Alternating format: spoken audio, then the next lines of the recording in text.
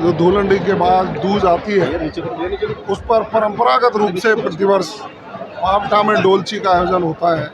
यहाँ के युवा साथी आपस में एक दूसरे के साथ पानी के साथ होली खेलते हैं, प्यार प्रेम और भाईचारे का संदेश देते हैं और अपनी संस्कृति को बचाने का भी संदेश देते हैं। क्योंकि ये डोलची का जो आयोजन है, इसके पीछे इतिहास जुड़ा हुआ है। उस इतिहास को साक्षी बनाकर ये सब लोग डोलची का आयोजन करते हैं। ये पूर्वी राजस्थान का बहुत बड़ा मेला है, जहाँ विभिन्न गांवों से लोग चल कर के पैदल चल कर के आते हैं, साधनों से आते हैं और हमारी माताएं बहनें भी यहाँ इस मेले को देखने के लिए आती हैं। मैं आयोजन समिति का साधुवाद देना चाहूँगा, उनका धन्यवाद ज्ञापित करना चाहूँगा कि उन्होंने अपनी परंपरा और संस्कृति को बचाए रखा है और नौजवानों में संस्कृति के प्रचार प्रसार के लिए हमेशा इसको आयोजन करते हैं। मैं पिछली बार भी आया था और अब की बार भी यहाँ के पंच पटेलों ने, यहाँ की ग्राम पंचायत ने, सरदारी ने जब मुझे याद किया तो निश्चित रूप से माननीय मुख्यमंत्री जी का संदेश लेकर उन्होंने सबको प्रणाम कहा, नमस्कार कहा, होली की शुभकामनाएं दी। उसको लेकर के इस जगरोटी के महत्वपूर्ण प्रसिद्ध इस मेले में पहुंचा हूं। मेरी ओर से पुनः सभी को होली के इस त्यौहार की ढेर सारी शुभकामनाएं, डोलची के मेले की शुभकामनाएं।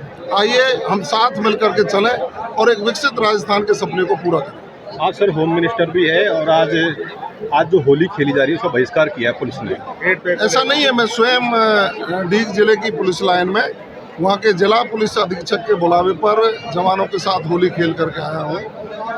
कई जगह मुझे समाचार मिले कि कुछ जगह पर होली खेली गई है, कुछ जगह पर जवान अपनी मांगों को लेकर बात कर रहे हैं। मैं उनको निश्चिंत करना चाहूँगा कि राजस्थान की सरकार आपके साथ खड़ी है। हमारे जवानों का ही भरोसा है जिससे हम अमन चैन शांति से नींद ले पाते हैं। उन जवानों की ताकत के बल पर अपराधी यहाँ से राजस्थान में अपराध छोड़ने को मजबूर हुए हैं। माननीय मुख्यमंत्री जी की इच्छा शक्ति है कि आप सब लोगों का विकास हो, आप सब लोगों की जो भी सुरक्षा है, सुविधाएं हैं, वो बढ़ सकें। हमारे ही मुख्यमंत्री हैं भजन लाल शर्मा जी, जिन्होंने आपके आवासों के लिए 300 से ज़्यादा करोड़ रुपया मंजूर किया है। नहीं तो पहली सरकार ने तो सोचा ही नहीं था। आवास विहीन थाने जहाँ हमारे नौजवान रह नहीं सकते थे, उनकी चिंता करके उनको आवासों की सुविधा दी है। बाकी जो आपके प्रमोशन की बात है, मुझे ध्यान है कि मेरे सामने ही डीजी साहब को मुख्यमंत्री जी ने कहा था कि इनके जो प्रमोशन की समस्या है उसका समाधान हमारी सरकार को करना है, वो प्रक्रियाधीन है। बाकी चीज़ें हैं जिस पर हम चर्चा करेंगे। आप अपने ही हो, हमारे ही हो, हम आपके हैं। मिलजुल कर इस राजस्थान को विकसित राजस्थान बनाए तो पुलिस के साथी भी उसमें सहयोग करेंगे।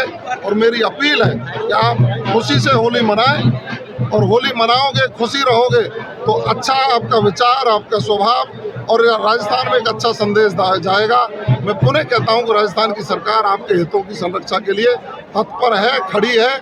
निश्चित रूप से आपका भला हो सकता है, वो मुख्यमंत्री जी हमेशा करते हैं।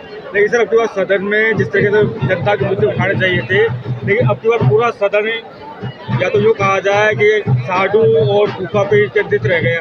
देखिए, विपक्ष के साथियों के पास कुछ था नहीं। जिस तरह से प्रदेश के मुख्यमंत्री जी ने पिछली जुलाई में पहला बजट पेश किया और अब फरवरी में ये दूसरा बजट पेश किया, बजट को हम देखते हैं तो ऐसा लगता है कि आज़ादी के इतिहास में पहली बार इस तरह का एक शानदार बजट पेश किया। किसी विधानसभा क्षेत्र को अछूता नहीं छोड़ा, जो जिसने मांगा वो दिया और देने के साथ साथ बजट घोषणाएं धरातल पर उतरे, इसकी मॉनिटरिंग तरीके से हुई। प्रभारी मंत्री जिलों में गए, प्रभारी सचिव जिलों में गए और पिछली घोषणाओं का 85% उनका यानी कि इम्प्लीमेंट हुआ है। बाकी अब की जो घोषणाएं हुई है उन पर काम शुरू हो गया, जमीन अलॉटमेंट के काम शुरू हो गए, टेंडर प्रक्रिया शुरू हो गई। हमारा ध्येय ये है कि हम जो कहते हैं वो करते हैं और करते हैं वही कहते हैं। माननीय भजन लाल शर्मा जी का ये सोच, लेकिन विपक्ष को क्या करें, उनकी सोच पर हमें तरस आता है। जब उनको जनता की मांग विधानसभा में रह कर के उठानी चाहिए थी, तब तो